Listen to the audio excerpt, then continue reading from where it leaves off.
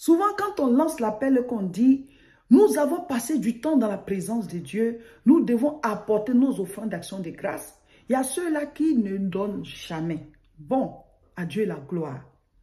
Mais mon frère, ma soeur, tu as prié et nous avons passé ces 21 jours ensemble. Et nous disons aujourd'hui, voici ce qu'on doit faire. Notre slogan, c'est que nous irons jusqu'à la gare. Donc, on est dans un train. On est dans le train. Mais quand on arrive au stade où on dit de soutenir l'église La Moisson avec ton offrande, l'offrande de fin de jeûne, pour dire, Seigneur, j'ai passé du temps dans ta présence, dans ces temps de jeûne et prière là. J'ai cherché ta face. Seigneur, j'ai été reconnecté à toi. Voici cette offrande.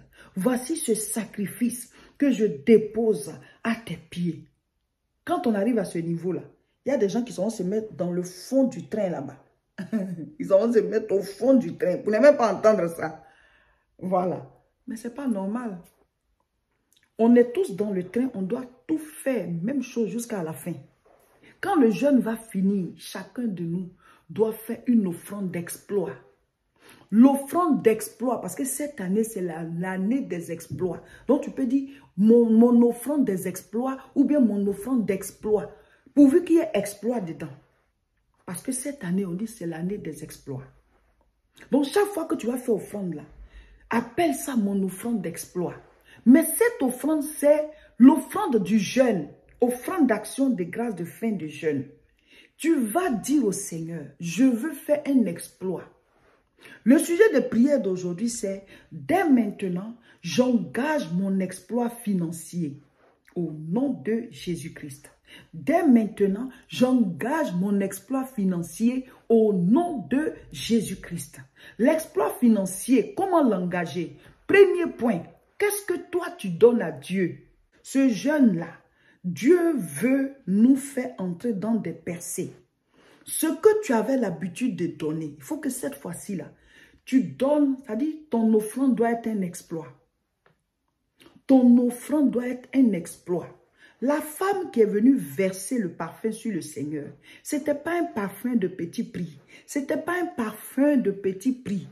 Ce qui est exploit pour toi peut ne pas être exploit pour quelqu'un d'autre parce qu'on n'a pas les mêmes finances. Mais je te parle par rapport à ton niveau. Ce que tu n'as jamais donné à Dieu, on dit cette année-là, on veut faire des exploits. Ça commence par tes finances.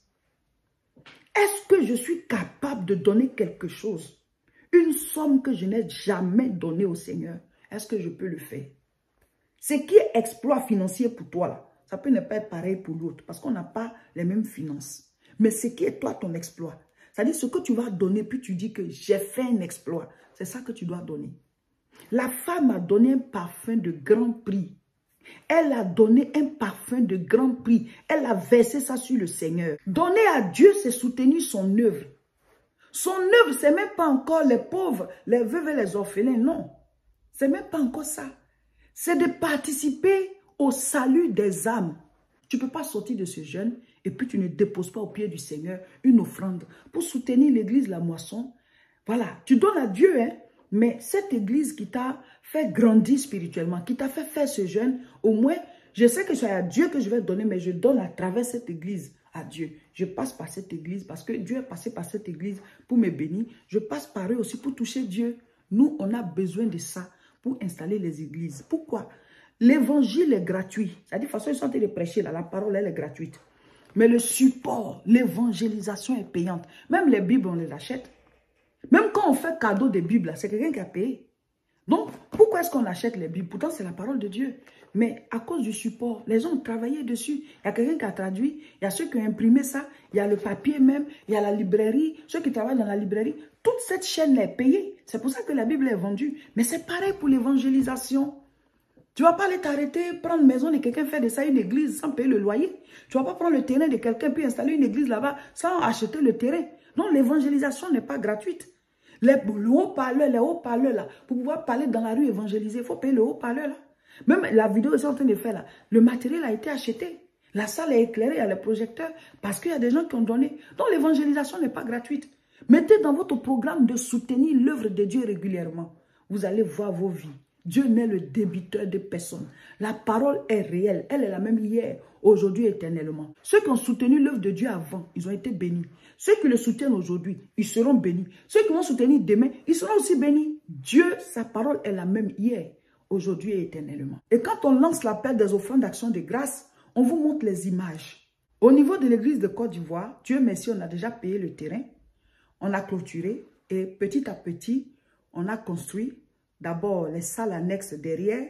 C'est les bureaux, la salle des enfants où on fait l'école de dimanche, les toilettes, une cuisine pour pouvoir faire les réceptions à l'église.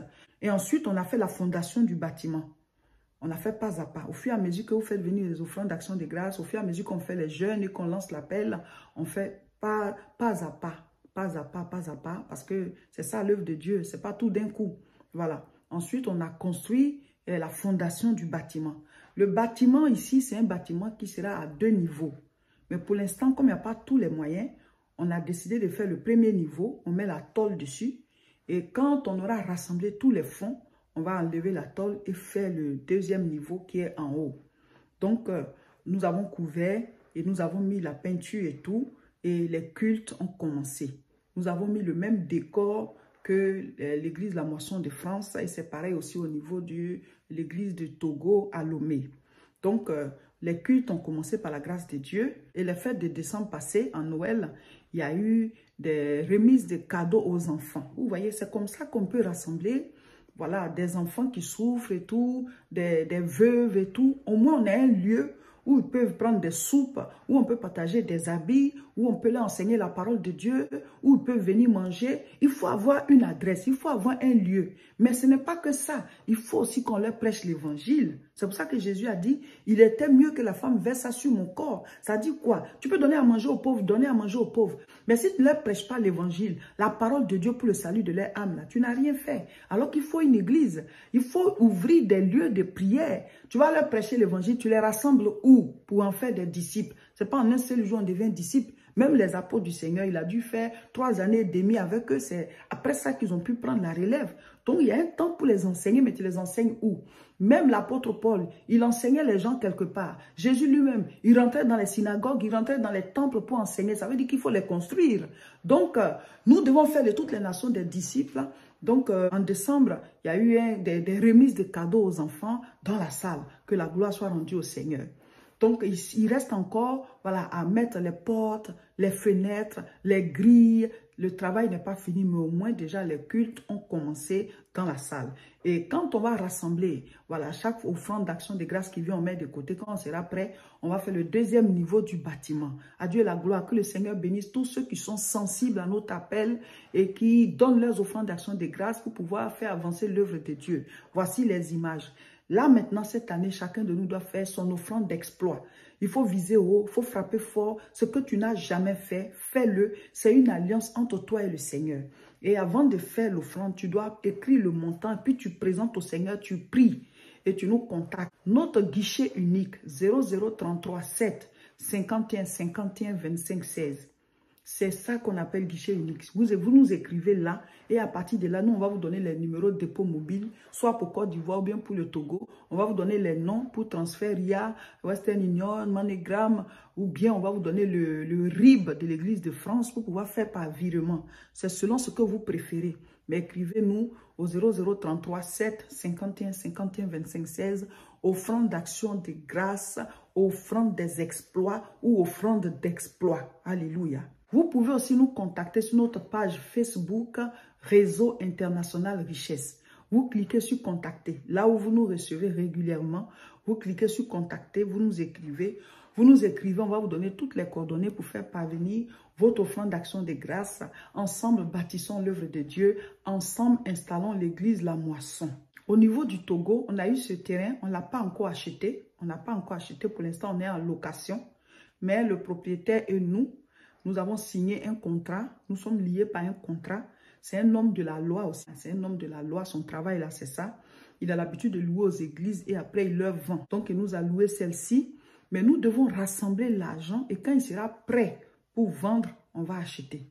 Donc, il nous a permis de construire quelque chose pour que les gens ne puissent pas être dans des conditions délabrées. Donc, ils sont dans une salle qui est construite et aussi des toilettes, comme ça les gens prient.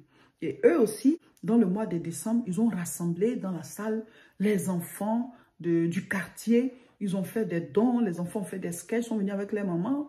Et vraiment, l'évangile a été prêché aux enfants. C'est ça. Si on n'a pas de lieu, on les rassemble où pour pouvoir faire ce travail? Donc, s'ils veulent se convertir à Jésus, ils vont venir régulièrement prier là. Sur les moments où ils veulent se convertir, il y a un lieu où on peut prêcher la parole et faire d'eux des disciples. Donc, il faut que le travail soit fait de manière organisée. On ouvre des lieux de prière et là-bas, maintenant, on peut rassembler les gens pour faire le bien, aider les pauvres et tout ça, aller prier dans les hôpitaux, aller faire des dons, voilà. Mais il faut, après ça, il faut une adresse où ils peuvent nous retrouver pour venir écouter la parole. Ça dépend de toi. Tu peux faire ton offrande maintenant, tu peux faire ton offrande à la fin du mois. Ça dépend de toi, mais chacun de nous tous qui étions engagés dans le programme, que tu aies jeûné ou pas, tu dois faire ton offrande d'action de grâce, offrande d'exploit. Matthieu chapitre 4, lisons à partir du verset 1. Alors Jésus fut amené par l'Esprit dans le désert pour être tenté par le diable. Matthieu 4, verset 2. Après avoir jeûné 40 jours et 40 nuits, il eut faim. Matthieu 4, verset 3.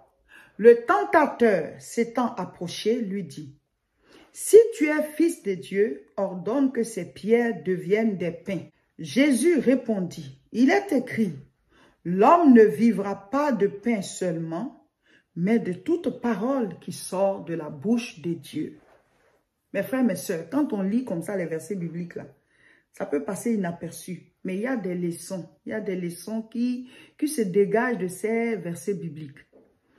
Nous disons que dès maintenant, j'engage mon exploit financier au nom de Jésus. La première condition en tant que chrétien pour engager ton exploit financier, c'est de prévoir Dieu dans tout ce que tu gagnes. Même si c'est encore petit, prévois Dieu, enlève la part du Seigneur. La deuxième condition pour pouvoir faire ton exploit financier, c'est de bien gérer. C'est de bien gérer, mon frère, ma soeur. Ici, le diable dit au Seigneur Jésus-Christ de transformer les pierres en pain pour les manger. Ça veut dire quoi? Les pierres, normalement, c'est pour construire. C'est pour bâtir. Mais le diable lui dit de les transformer en pain pour les manger. Ce qu'on bâtit, ça reste dans le temps. Ce qu'on mange, ben on l'a consommé, c'est fini. Le diable va t'emmener à utiliser ce qui devait être ton économie. Ce que tu devais mettre de côté pour réaliser. Ce que tu devais mettre de côté pour investir. Le diable va te présenter des choses. Le diable va te présenter des choses. On dit Jésus a jeûné, il avait faim. Selon ta faim, selon ton besoin, il va te présenter des choses et il va te dire de prendre ce qui devait servir, voilà, à ton investissement, ce qui devait être ton économie là, de prendre pour faire telle chose. Il te présente des besoins qui en fait, voilà, tu ne devais pas investir dedans. Par exemple, il va te dire, prends tes économies ou bien ce que tu devais mettre de côté comme économie, achète de nouveaux habits, va faire une nouvelle coiffure, va acheter de nouvelles chaussures, va acheter un nouveau sac à main, va acheter une nouvelle chemise, va acheter un nouveau pantalon, va acheter une nouvelle robe. Vous voyez, ou alors va juste faire une fête, ou alors organise. Voilà, vous voyez, souvent il y a des fêtes exorbitantes là, on ne sait même pas pourquoi on les fait. Voilà, on organise un anniversaire pompeux, voilà, ou alors on organise voilà, un mariage pompeux. Alors qu'on n'a même pas encore bâti, on n'a même pas encore réalisé, ou bien ce qu'on devait prendre pour pouvoir construire sa maison, on va acheter une voiture très chère, alors qu'on aurait pu acheter une voiture un peu plus moins chère, mais performante, qui peut durer, et puis voilà, c'est juste pour se déplacer. Tu n'es pas encore à ce niveau, Satan va te dire, transforme ta pierre en pain. Il va te faire utiliser tes économies, ou bien ce que tu devais prendre pour réaliser, ou bien ce que tu devais investir, il va te faire utiliser ça sur le champ. C'est ça, transformer les pierres en pain. Ce que tu dois prendre pour construire là, ce que tu devais prendre pour construire, ce que tu devais prendre pour bâtir ton avenir, ce que tu devais prendre pour te réaliser, il va te faire utiliser ça maintenant, il va te faire gaspiller ça maintenant, il va te faire dépenser ça maintenant. Donc la deuxième chose, mon frère, ma soeur, pour pouvoir faire ton exploit financier là, c'est de bien gérer tes finances. Ne gaspillez pas. Quand le Seigneur Jésus-Christ a multiplié le pain, à la fin, il a dit, ramassez les morceaux, que rien ne se perde. Ils sont partis avec 12 paniers. Quand Dieu te donne, et puis il y en a en abondance là, ne gaspille pas. Le Seigneur dit, observe la fourmi. Pendant l'été, elle met de côté ce qu'elle va manger en hiver. Ce sont des saisons, hein, l'été et puis l'hiver, voilà, ça fait partie des saisons. Mais ça signifie aussi que pendant que tu en as en abondance là, réserve pour demain. Parce que tu peux te retrouver dans une situation où tu n'as plus comme hier. Donc, pour pouvoir faire son exploit financier, d'abord, prévois la part de Dieu dans tout ce que tu reçois. Parce que c'est la bénédiction de l'Éternel qui enrichit et il ne la fait suivre d'aucun chagrin. Ensuite, il faut bien gérer tout ce que tu reçois. La Bible dit, celui qui est fidèle dans les petites choses le deviendra dans les grandes. Ça veut dire quoi? Quand tu gères bien pendant que c'est petit là, tu vas pouvoir gérer ce qui est beaucoup. Donc, quand tu gères bien, le Seigneur t'en donne. Les portes s'ouvrent. Même ta gestion fait que tu accèdes à des niveaux plus élevés. Ce n'est pas parce que Dieu nous bénit qu'on doit gaspiller. Ce n'est pas parce que Dieu nous bénit qu'on ne doit pas bien gérer. Même lui, Dieu, il gère bien. Donc, en tant qu'enfant de Dieu, il y a ces lois-là à appliquer. Et chaque jour, travaillez à vos talents. Cherchez à fructifier plus de choses autour de vous pour augmenter vos sources d'entrée. Plus vous êtes riche, plus vous êtes une bénédiction pour vous-même, hein? Une bénédiction pour votre famille, une bénédiction pour votre entourage, une bénédiction pour l'œuvre de Dieu.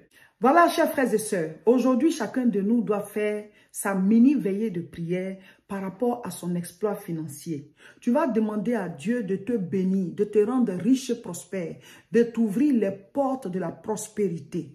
La Bible dit, portes, élevez vos linteaux, élevez les portes éternelles. Tu dois comprendre que Dieu a prévu que tu sois prospère. Dieu a prévu que tu aies de l'impact. Dieu a prévu rendre ton nom grand. Dieu a prévu te bénir. Mais il faut que tu le lui demandes. Comme Jacob a demandé à l'ange de l'Éternel, bénis-moi, bénis-moi, bénis-moi. Mon frère, ma soeur, dis au Seigneur, Père, fais-moi faire une percée. Fais-moi faire mon exploit financier. Je veux être à ton écoute. Guide-moi. Qu'est-ce que je dois faire? Quel acte je dois poser pour que je tombe sur la gloire, sur l'explosion? Apprends-moi à gérer. Apprends-moi à transformer mon talent en argent. Apprends-moi à fructifier mon temps. Apprends-moi à ne pas être distrait. Apprends-moi à bien économiser, à bien investir. Seigneur, je veux être à ton écoute. Apprends-moi à avoir des réalisations. Au nom de Jésus. Au nom de Jésus, bénis-moi comme tu as béni Jacob. Tu as changé son nom. Il est passé de Jacob à Israël. Je ne dis pas que forcément mon nom va changer de manière physique, mais change mon nom de manière spirituelle. Change mon statut spirituel. Change mon appellation spirituelle. Que mon nom soit gloire. Que mon nom soit faveur. Que mon nom soit bénédiction. Que mon nom soit prospérité. Que mon nom soit élévation. Seigneur, change mon nom. Père, tu as béni Jacob. Bénis-moi. Tu as béni Abraham. Tu as béni Isaac. Bénis-moi. Tu es le Dieu qui bénit. Le Dieu de la grâce. Le Dieu de la bénédiction. Bénis-moi et ma maison. Je vais avoir jusqu'à ce que ma coupe déborde. Je vais avoir et que ma coupe déborde pour que je puisse aider autour de moi. Je vais avoir et que ma coupe déborde pour que je puisse soutenir l'œuvre de Dieu. Je veux être quelqu'un d'impact. Je veux être quelqu'un qui décante les situations dans ta maison et autour de moi. Papa, rends-moi riche et prospère. Donne-moi des idées, guide-moi, dirige-moi. Je m'attaque à tout démon de pauvreté, de misère. Je jette tout fardeau qui était sur ma vie, tout joug qui m'empêchait de prospérer. Je jette tout manteau de mendicité et je proclame que je suis béni comme Jacob. Je suis béni, mon nom spirituel change. Le Seigneur me fait changer spirituellement de statut, spirituellement de nom. Au nom de Jésus, j'appelle à l'existence ma bénédiction. Ce soir, mes frères, mes soeurs, chacun doit choisir un temps et tu pries. Il faut en découdre avec toute pauvreté ancestrale, toute misère, toute mauvaise gestion, tout ce qui t'empêche de donner à l'œuvre de Dieu. Parce que quand ça t'empêche de donner à l'œuvre de Dieu, c'est pour attirer sur toi la malédiction. Parce que le Seigneur a dit, honore l'Éternel avec tous tes biens. Que toute malédiction liée au fait qu'on n'a pas soutenu l'œuvre de Dieu, au fait qu'on n'a pas donné à Dieu sa part dans tout ce qu'on recevait, que toutes ces malédictions-là soient taillées en pièces et que maintenant Dieu nous donne la force de rebondir et de pouvoir à appliquer cette parole tous les jours, donner sa part pour qu'il nous bénisse. Il dit, celui qui sème peu, moissonne peu. Celui qui sème abondamment, moissonne abondamment. Il dit, c'est la bénédiction de l'Éternel qui enrichit et ne la fait sur d'aucun chagrin. Seigneur, merci pour ta grâce dans nos vies, au nom de Jésus. Amen. Donc, mes frères, mes sœurs, chacun de vous doit faire 1 heure dans la prière. Ah ouais, la gare n'est plus loin. Hein. Il faut accélérer dans la prière. Au-delà des vendredis, là, vous pouvez même faire samedi nuit, dimanche nuit. Chacun doit faire voilà, un temps intense, profond avec le Seigneur et garder l'habitude même après le jeûne. Que Dieu vous bénisse. Demain, samedi 28 janvier 2023, nous avons la formation l'école des disciples à Aubervilliers à partir de 14h30, le niveau 1, 17h, le niveau 2. Le culte, ce dimanche ici, c'est un culte spécial parce que c'est la fin du jeûne. Vous qui voulez venir, venez recevoir la prière de bénédiction du jeûne en direct. Et vous qui êtes loin, en tout cas pour tout le monde, on mettra en ligne la prière de bénédiction de fin de jeûne. Mais pour l'instant, on n'est pas encore arrivé à la gare. Il faut s'activer dans la prière. Les enseignements sont puissants. Recevez la grâce de Dieu au nom de Jésus. La prochaine croisade de prière à Aubervilliers, c'est le samedi 11. Le samedi 11 février, on sera à Aubervilliers. Préparez-vous, ça sera fort.